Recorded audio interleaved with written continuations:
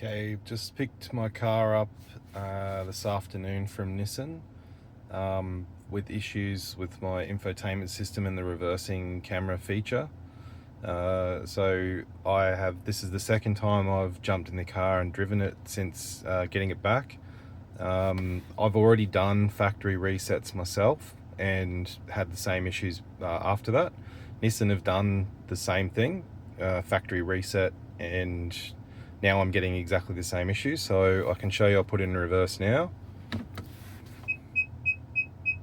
And the camera is broken. And if I put it back in park, you can see there I've got my calendar open to show you that it's September the 30th. Turn the car off.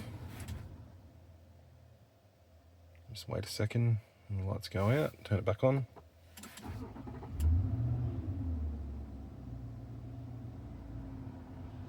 I'll put it in reverse.